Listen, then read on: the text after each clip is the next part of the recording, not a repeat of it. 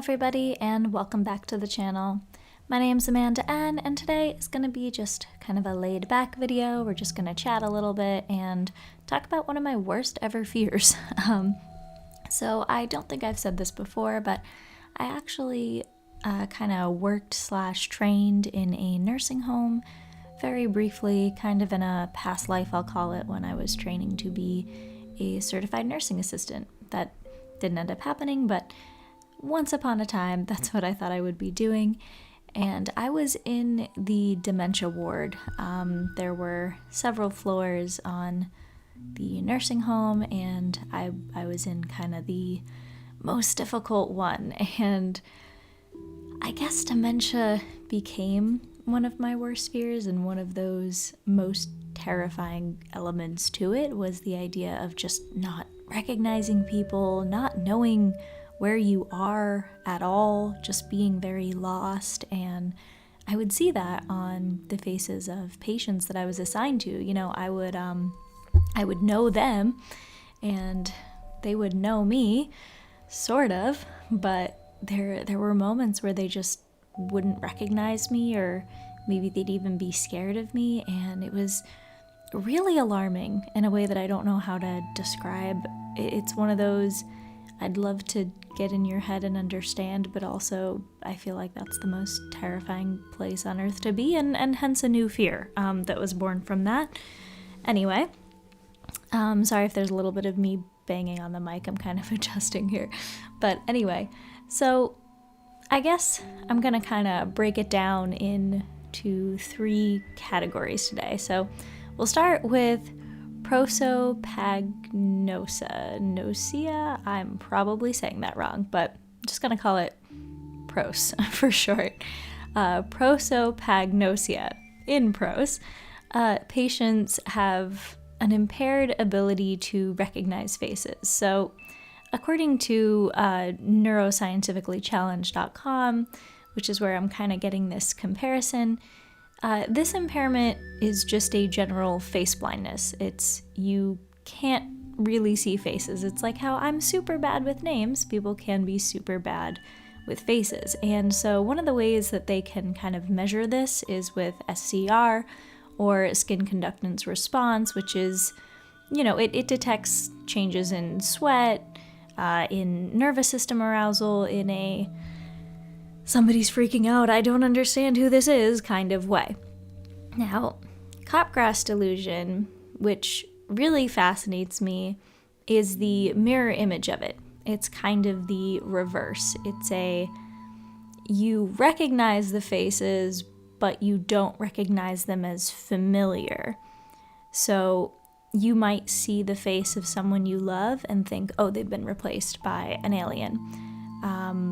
Oh, you are a threat to me in some way. It's basically you don't feel the familiarity even when you can recognize the face. Whereas the Pros one, it's kind of the opposite. You know that you're supposed to be attached to this person. You can feel a familiarity. You can recognize them, even though you just can't recognize their face.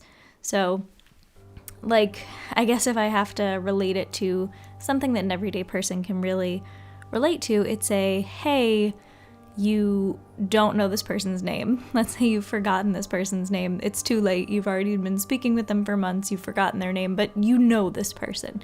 You might not know their name, but you see them every day. You know them. You recognize them. You're familiar with them. Whereas Cotard is, you know, again, kind of the opposite, where it's I don't feel this familiarity even when you should. So that really fascinates me, especially because some of these delusions can be associated with dementia or damage to the brain or things of that nature. So I'm always kind of curious how they come about. It seems like Alzheimer's is one of the ways in which Capgras can happen. It's not a public health crisis, as you know, this website puts it, but at the same time, it definitely could be, I'd imagine, really, really hard when someone you love doesn't necessarily know you. And for me, I didn't necessarily love my patients in that way. You know, I didn't train there very long, but it's challenging. It's for sure a challenge. So Copgrass I find really quite interesting. And then Cotard's is just so otherworldly. So this is, I guess, the extreme level of it. You have the copgrass, you have the the prosopagnosia, I'm not even going to try to say it again. And then you also have Cotard's, which is kind of like an extreme level of, I guess not both of them, but an extreme level of copgrass to a way where somebody won't recognize themselves and they'll recognize themselves as a corpse instead. So this is crazy to me that this even exists, and I would love to know how this exists. So I'm gonna go over one of the best case reports of it. So I'm just gonna read a little bit of it now. So Miss L, a 53-year-old Filipino woman, was admitted to the psychiatric unit when her family called 911 because the patient was complaining she was dead, smelled like rotting flesh, and wanted to be taken to the morgue so she could be with dead people. Upon interview in the hospital, the patient expressed fear that paramedics were trying to burn down the house where she was living with her cousin and her brother. She also admitted to hopelessness, low energy, decreased appetite, and somnolence. Miss L reported that she'd been on antidepressants while in the Philippines, where she'd resided for the last 18 years, but couldn't recall the name or dosage of the medication. After organic causes were ruled out, treatment with quetiapine and buprenorphine, I'm saying that wrong, was started. The patient was initially reluctant to take medication or eat. She subsequently developed an electrolyte imbalance, which necessitated intravenous electrolyte repletion. The patient was also isolative, spending much of the day in bed and neglecting her personal hygiene and grooming. So with her family's support, the decision was made to take the patient to court for treatment over objection. Subsequently, the patient's medication regimen, those two things that I can't pronounce, were taken, and a few days later, the patient had a questionable syncope versus seizure episode, necessitating transfer to a medical unit. After 3 days, she returned to the psychiatry floor, where her medication regimen included other drugs, and she eventually showed improvement. At discharge, she denied nihilistic or paranoid delusions and hallucinations and expressed hopefulness about her future and a desire to participate in a psychiatric follow-up care. So, pretty much, she was administered medication, didn't want to take it at first, but her family said, hey, she really needs this, and they were able to get her on medication.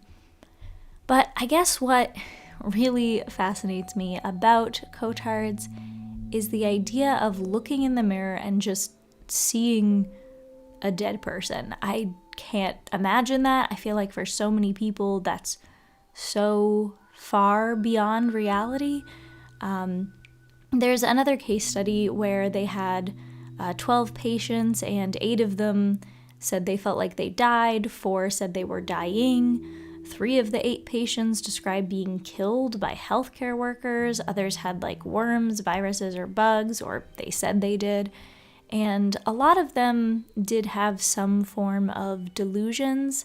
And I guess it could make sense where you might have the delusions that I'm dying, there are these bugs in me, but to look in the mirror and see a corpse is so beyond delusional. I guess it's not beyond delusional, but it's so far into delusions that I find it really interesting if some of these could be related to some form of schizophrenia, depression, substance abuse. A lot of those elements were present with these patients. So it tells you that something happened to the brain chemistry there. And it always has kind of made me wonder, like, is this a way that your brain is coping? Your brain is basically telling your body, nope, this isn't what I want, and it's just shutting off and not recognizing you. I don't know. I find it fascinating the way that our brains cope, though.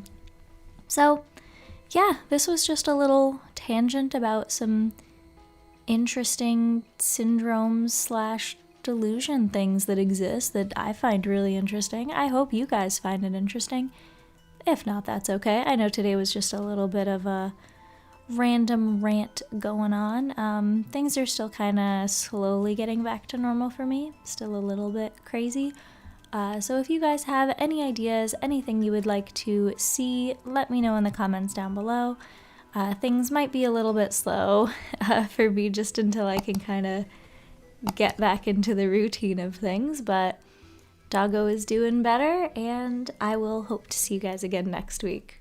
All right, bye!